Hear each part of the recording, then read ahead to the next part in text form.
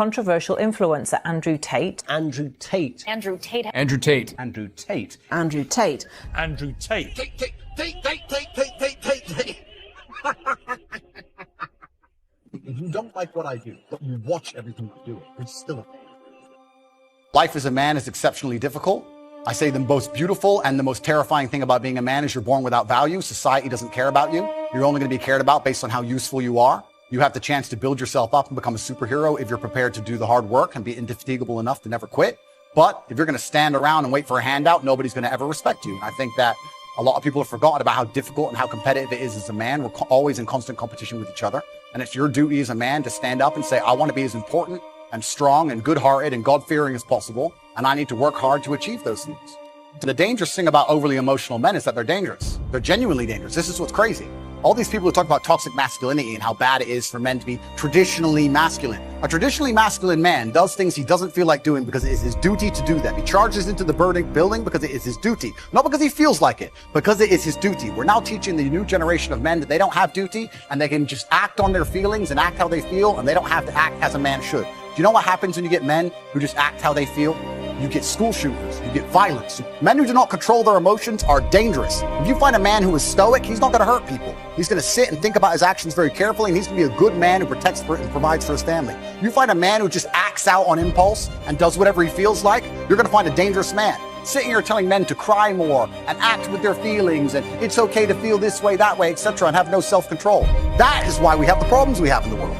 Absolutely not really wrong. So when they talk about toxic masculinity, they have it completely inverse, on its head, completely not really wrong. We need to be teaching stoicism. We need to be teaching young men to understand that the world is very, very difficult. It's hard to be a man. You're going to feel bad sometimes. You just suck it up and perform anyway. Not to sit there and cry your eyes out or blame other people. And when bad things happen, they call traditionally masculine men. You need a firefighter. You need a masculine man. When you call the police because of the problem you had, you want masculine men. And as soon as a woman or a man is in trouble, when you look for backup, you look for masculine men. And masculine men have a duty to provide and protect those they care about. We have a duty to do things we don't feel like doing because we know we're supposed to do them.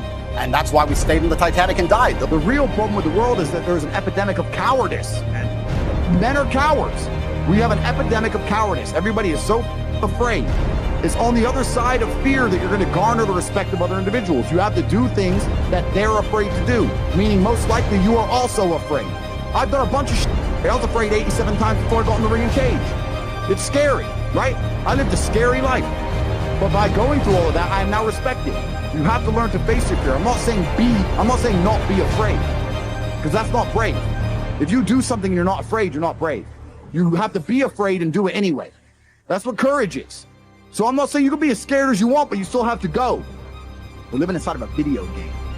Because in a video game, you're going to go through trial and tribulation. You're going to struggle to upgrade your character. And the reason you upgrade your character is when you get more stats, you can complete more difficult levels within the game. Life is exactly the same. The levels never end, but as you become better, you stand a better chance of completing them.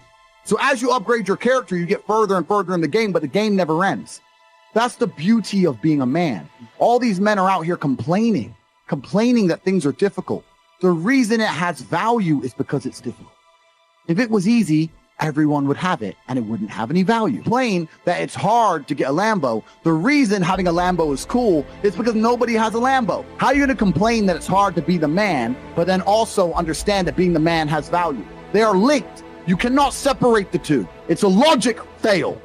If you love the fact, if you love the idea of being that character you dream of yourself to be, then you should love the fact it's hard to become that man, because it means no one else can do it. There's no light without dark.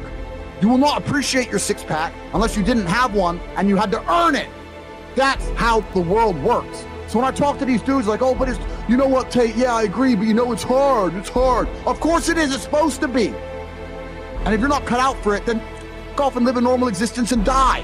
Sit there, letting other men enjoy the spoils of being a man, and die. If that's what you want to do, is just sit there and exist and then fade into history unremembered, that's your decision. If you want to level up your character, then you need to get out here and do it. You need to be around brave men. You need to get some balls. You need to get your network together. You need to do the truth. Humble yourself. Stop sitting there with an ego. Realize you ain't shit. You're nothing but lucky. Bacteria could have stole your eyesight at the age of 3, and it didn't. You could have been in a car crash and lost both your parents. Never happened.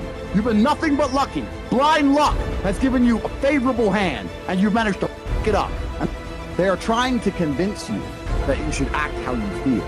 You should show more of your feelings. If you feel this way, you should show it. If you want to cry, cry. Look, I have no problem with guys crying. Sometimes guys cry, right? My dad died, I cried. I've cried once in 10 years, but it's not a default emotion for me. Sometimes you cry, right? But what I'm saying is the reason they're trying to bring out emotionality in you is because most of the time you don't feel like doing the things you're supposed to do. But the true masculine frame throughout history was doing the things they didn't want to do, but they knew they had to do because they had honor and duty. That's what honor and duty means. Do you think the men on the Titanic wanted to stay on the Titanic?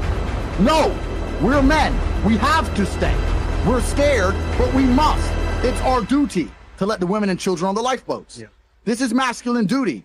When you remove self-control from men, you get, not only do you get emasculated weak men, but what you also get is very dangerous men.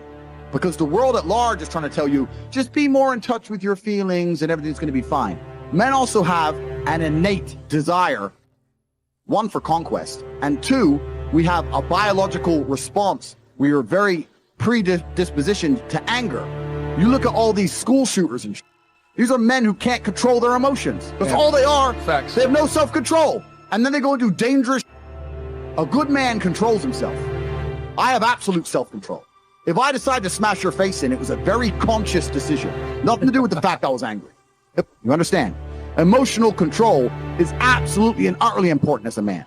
Now, I'm not saying become a stoic dork, have no personality, be a boring. I'm not saying that.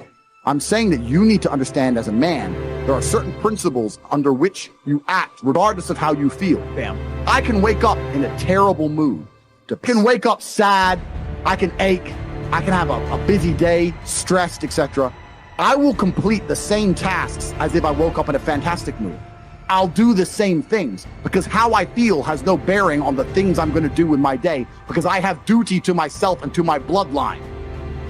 So a lot of you guys out here are acting like fools because you feel like acting like fools.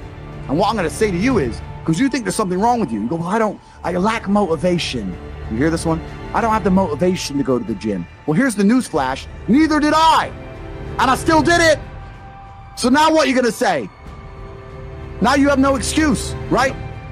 Oh, you're scared to get in the ring. So was I. I still did it. Scared to get in the cage. So was I. I still did it. Being a man isn't about not feeling things. It's about acting the way you're supposed to act regardless of how you feel.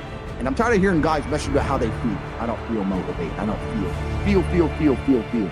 Leave the feelings to the girls, right? That's what they do. We act. We're men of action. We get things done. That's how the world got built. All of it.